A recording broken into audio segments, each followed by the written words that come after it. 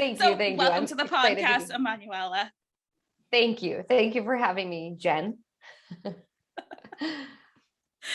So I'm going to start with my favorite question. And that question is, in this moment right now, what is the thing that's lighting you up the most? Good question. In this moment right now, the thing that is lighting me up the most is homeschooling my kids, which is surprising to me to even be saying that. What about it is lighting you up? I have to know more. Yeah, I never thought I would be a homeschooling parent or even a parent for many years. But it's been like, it's only in the past few weeks because we kind of officially started in September. School here starts in September. And it was like, are we going to do it? Are we not? And it's so freeing. And I've been feeling really like just free from the hustle and the having to be somewhere on time and the rushing out the door and the making of, and it's been exciting to be like, that's why I'm an entrepreneur too. So it feels very liberating, and just exploring this whole new adventure has been lighting me up. And that's not the answer that I thought I would say, but yeah. I think that's awesome. And there's so much that being around kids can teach us. And I know that that folds into a lot of like what you do as your business too. But I want to know, like, in having this extra time with teaching your kids, like, what are you bringing home, like to home, like itself home? Mm. I think I'm relearning, or I would say unlearning a lot of what I've been conditioned to place as valuable from the way that I was taught and the way that I was, the way that I learned in our public school system. And so unlearning all of that, the testing and everybody having to fit into the boxes. And I'm taking away that, like, I get to relearn myself. What do I really love and what am I really interested in, and relearning these things while I'm teaching. My son is only in grade 1, he's 6, and then my other guy is 3. So it's very, very new, but even just going through math with him, it was reminding me how much I loved math. I love that problem solving stuff. And I'm taking just that curiosity home with me of what kind of labels have I put on myself as I've grown up, and can I just release them? Like, is that really who I was when I was this age? So I'm finding like a lot of inner child work comes along with being a parent, which is really not what I expected at all. I love that. And the inner child work, I know that you deal a lot with confidence and speaking with confidence. So there's got to be a story that got you into that confidence. And we're talking about inner child work. So there's got to be some sort of a connection that I'm so interested. Yeah, I actually just did an inner child workshop a few weeks ago. And so when I was a kid, I was definitely that extroverted dancer, singer, putting on a play with my friends, and putting on a dance and just like wanting everybody to watch. I was kind of that typical like little girl that was just like, I want to wear bows and dresses, do that, that kind of stuff. And really, I love that.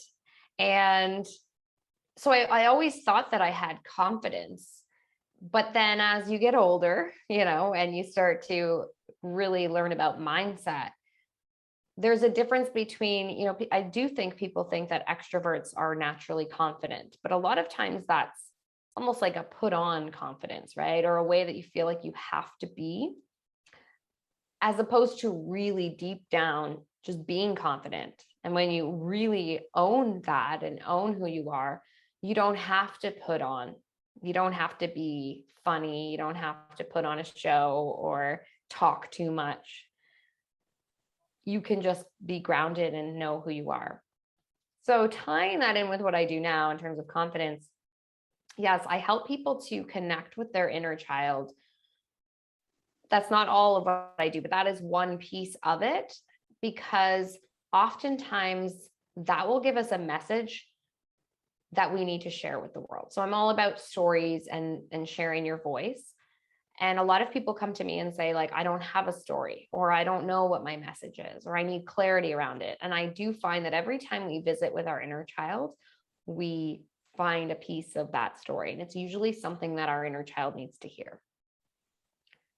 Right. So if it's something that you discovered later in life and you think, wow, I wish that I knew that when I was young, just like we were just talking about with homeschooling, like I wish that someone had told me that when I was 6 or 7. Instead, I found that out at 37. And how much different would my life have been? And now using that to inspire other people, because most of the people I work with are authors and entrepreneurs and speakers who want to inspire, want to motivate, but maybe aren't quite sure of that clarity. So I do find that inner child work is really, really helpful to know really what that message is that's inside. And there's lots of different ways about that you can go about doing that, but that's one that I find has been really helpful. I love that. So I want to know, when was the first time that you're like, I am a speaker and I am confident in when I spoke?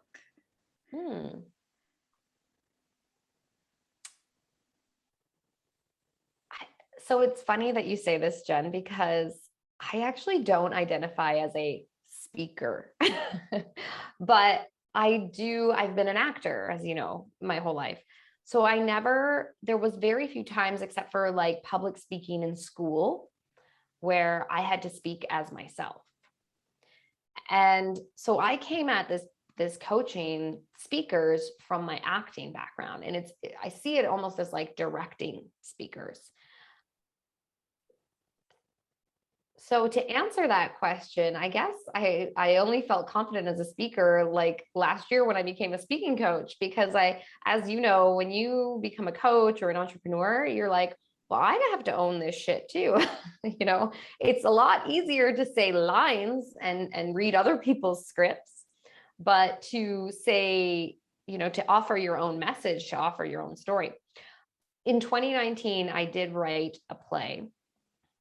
And so that was my own words, but I still had that sort of fourth wall, that facade of like, well, I'm acting, even though it was a play about my life. So that was the first time that I stepped out and exposed myself, my true self, my true words, my true life, and spoke, but I still did it in a play-like format, if that makes sense. So I wasn't just telling my story, I was acting it out. So you still sort of have that wall. And yeah, so only now I'm realizing, and I'm really am feeling the call to become a speaker myself, since I am coaching speakers and coaches to speak online. But a lot of that comes from my theater background and my acting.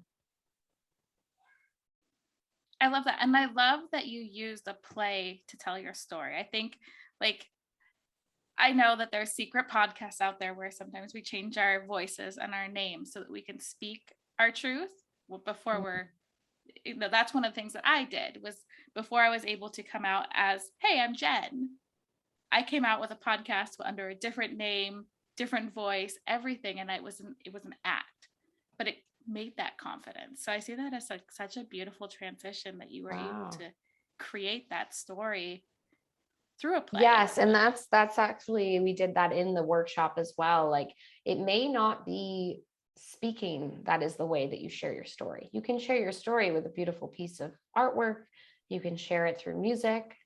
And as a musical theater major and lover, we used to say that the characters, my husband was always like, I don't understand musical theater. Why are they singing? And I said, because you get to a point where your emotions are so heightened that the only way to express them is through song. So some people really feel like, musicians, I've had musicians come to me and say, I can sing on stage. Ella Fitzgerald was notoriously very, very shy off stage. So they can sing when it comes to speaking, and sharing in such an intimate way can be really intimidating, to just talk and tell your story with words. Even writing, it's like again, there's that wall, right? So a lot of people come to me that have really great content and write beautiful blog posts, but they will not do a live video because it's just not their thing.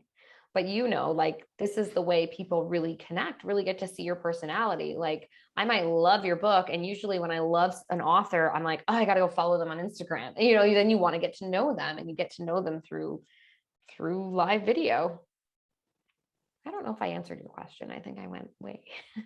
You completely answered my question. Okay, good. But that's true. And that's one of the things like I loved about, you just did a workshop inside of my community, and it was about finding the confidence to speak and your confident speaking voice. And I love that approach that you have. And for me, it felt playful and fun. It wasn't like, okay, you have to be this structured. There was this playfulness in it, which now that I'm getting to know you, I'm like, oh, the theater background, there's the playfulness. Yeah. Thank you for saying that. I feel like that is sort of what I bring to the table, because I follow a lot of other speaking coaches, and a lot of them are in blazers. Nothing wrong with blazers. Just saying. When we think of speaking, we think of very corporate, like I have to look this part, and theater is not like that at all. And theater can be some place where you feel the most feels. When you go to see a play, it's like, oh, it gets you really there, right there. Whereas a lot of people think, okay, can you just give me like some tips? It's like, well, I could tell you like where to look, when to pause, how to not say, those external things. But we start with the body and the breath, and you feeling good in your body, because people will see right through that. They'll see that your energy is not comfortable. I see entrepreneurs online who are like very, very successful. They have lots of books. They have thousands of followers, millions even. And when I watch their videos, I get anxious because they're speaking with such a labored breath. You can almost feel the anxiety coming across.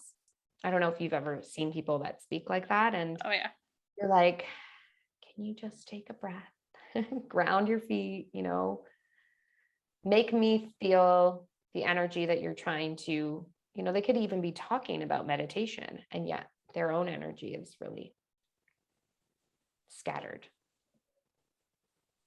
And that's what I was really drawn to, and why I reached out to you, is because I had no idea until just now, because I haven't done that much research, that there's like this whole theater background and the playfulness, but it does get labored. And the fact that you're talking about energy and bringing yourself back, that connects right to the inner child of going inward and just being present. The first module I sort of work on with people after we clarify the story is owning your presence. I'm a dancer like that was sort of where I started, was dance. And then I'm also a movement instructor. I taught yoga for many years. I taught people dance and yoga who were in wheelchairs for 10 years. So I understand that if we're not feeling good in our bodies, that also is where our voice is held, right? So it's like the home of your instrument. So if your home is not structurally well, if there's parts that are leaking, all of that, right? We can use that metaphor. If we're achy one day, our voice is going to imitate that or mirror what we're feeling in our body. So own your presence first, get comfortable in your body, practice that belly breathing, that diaphragmatic breathing, and be okay with taking up space before you even say anything. People are so much more worried about the words they say, like, am I going to sound smart? And I heard about this study that was done in 1966 at UCLA, and they were trying to figure out how much, I think I may have mentioned this in your live, how much people take away from messages that when people speak.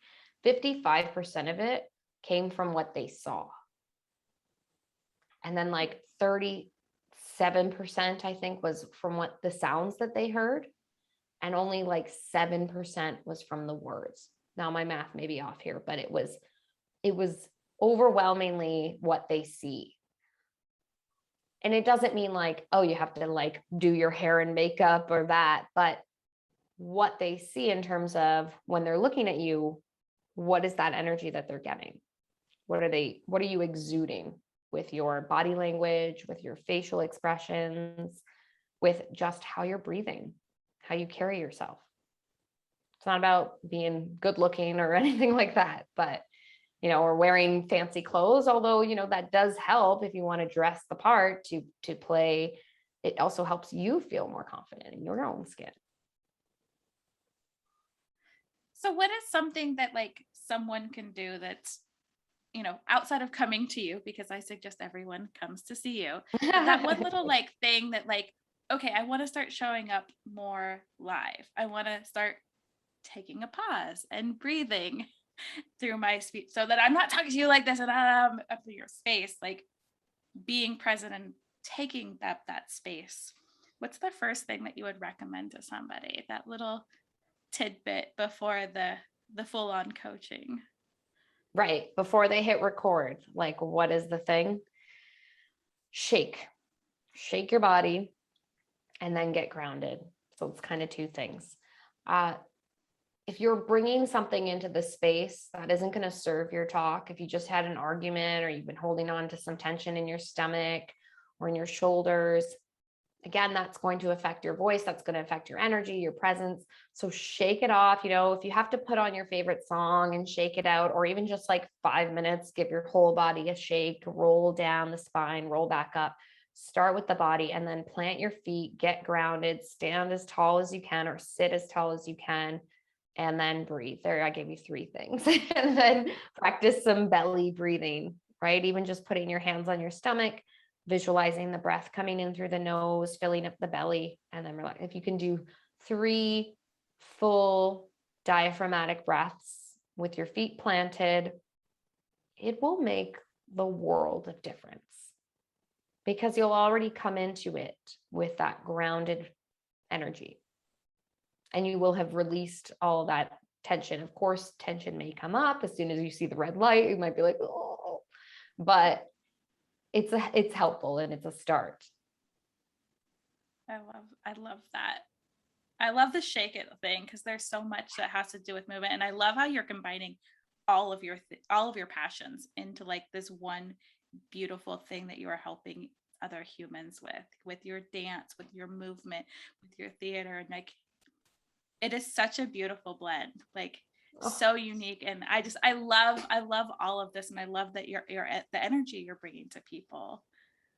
I want to add to that, Jen, that this has been like 10 years of entrepreneurship before I found the secret sauce, because I know a lot of your followers are probably new entrepreneurs. Am I right in assuming that some of them are relatively new?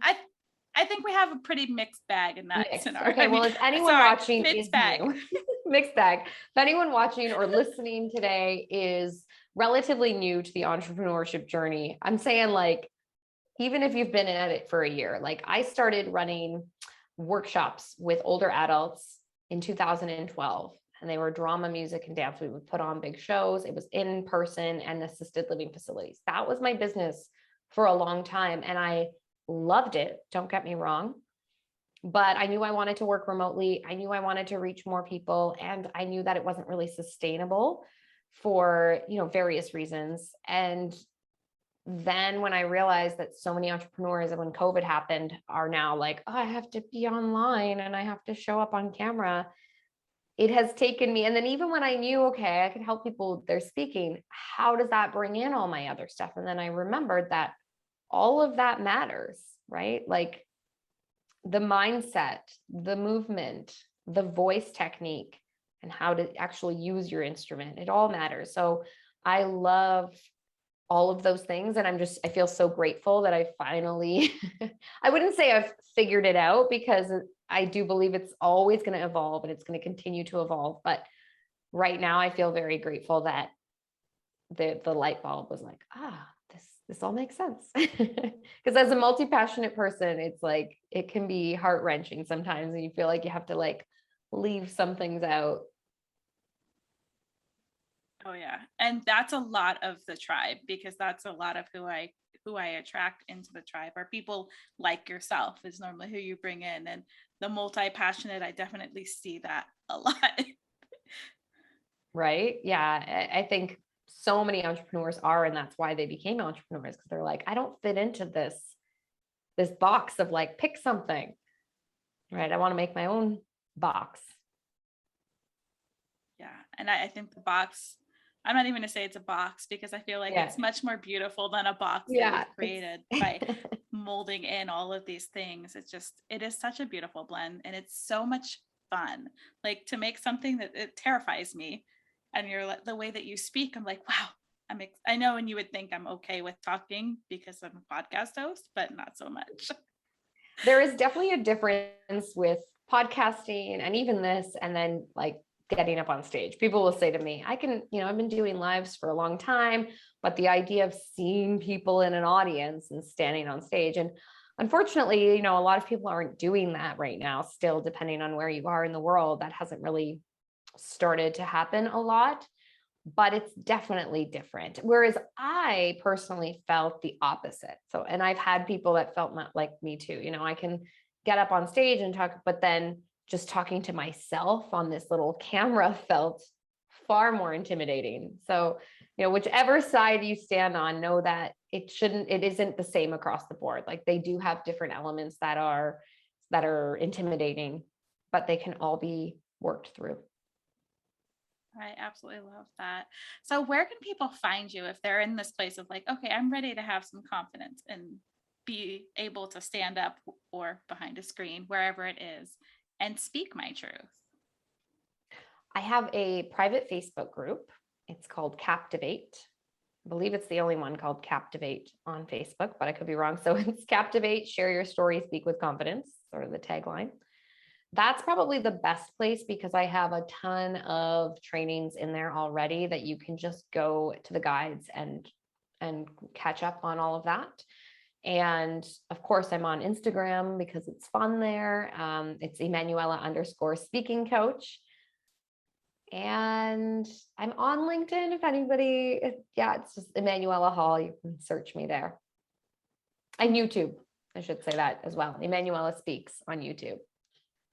Yes, I was just going through some of those on your YouTube channel. I'm like, oh, I didn't even know this. Thank you.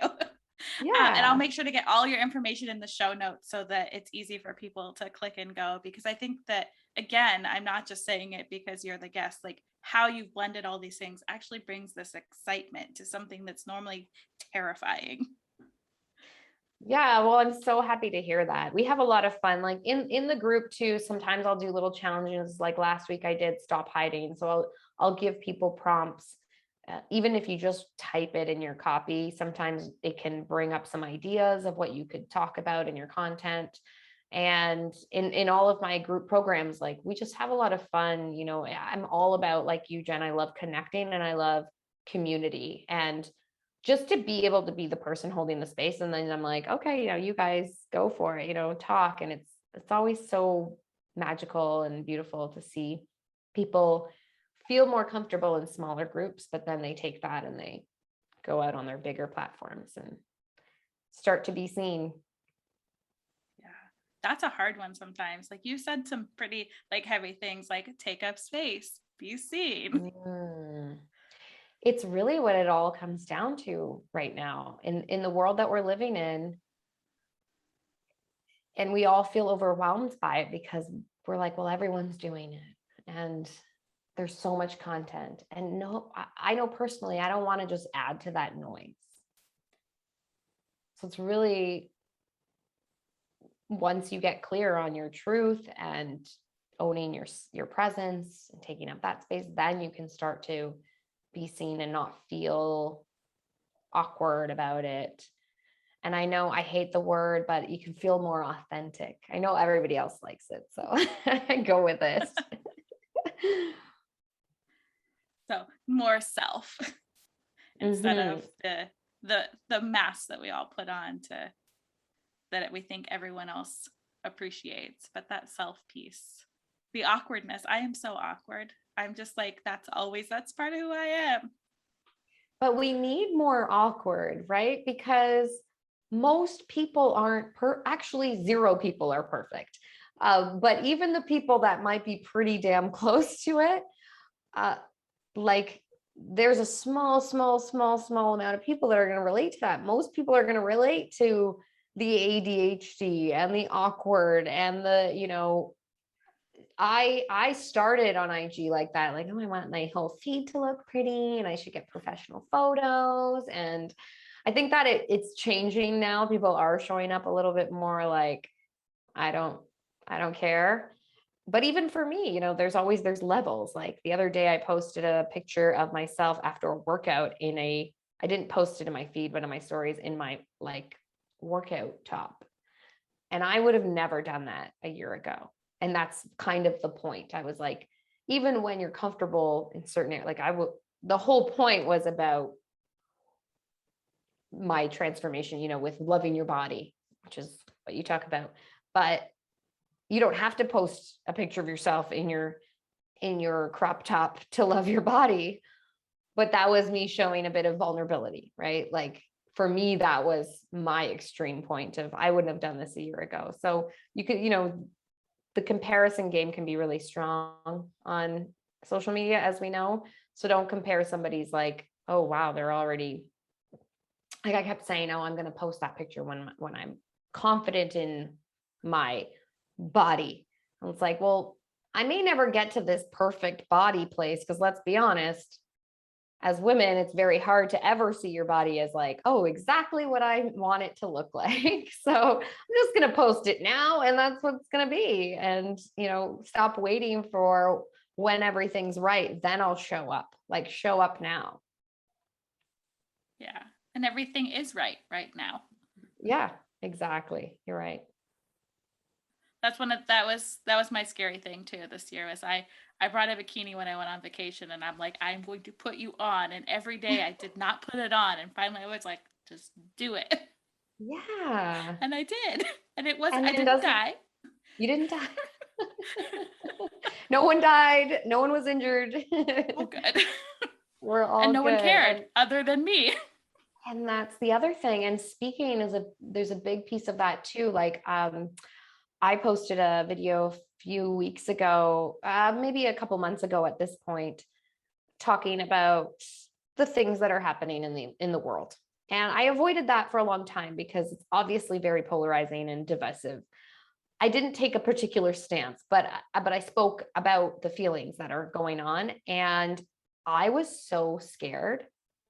Nobody gave 2 Fs. Like it wasn't that nobody cared. People were happy, but nobody attacked me. Nobody came to me and said, I can't believe you think this way or that way. It was actually very liberating to just say it and then be done. And now I can move on. It's like when you have that nagging thing, like I need to say something, but what's going to happen? Usually the thought of what's going to happen is far worse than what actually happens. And there is that sense of freedom. I'm sure you felt that once you put the bikini on, you were like, wow, all this buildup, and then ain't that big of a deal. Mm-mm. It was not a big Our deal minds, at all. yeah, our minds like to make bigger deals of things than they actually are. That is so beautiful. So I like to leave with my favorite question. If somebody walked away with just like that one little like mic drop moment, what would you want that to be?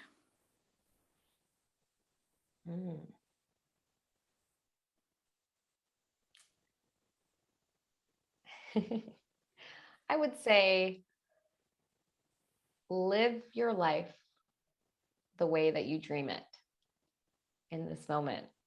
So if you dream of being a speaker, then start taking those steps to be one. If you dream of being that person who can hit record, then just start taking those tiny steps to be that. Because we don't know how many days we shall have. And it's not to say, rush and your time is limited, because also that can go the other way. Right. So just live your life the way that you envision it. And we will always have excuses We can always tell ourselves why it's not, we're not good enough or smart enough or have anything to share. But if you have that dream, then just start taking those small steps.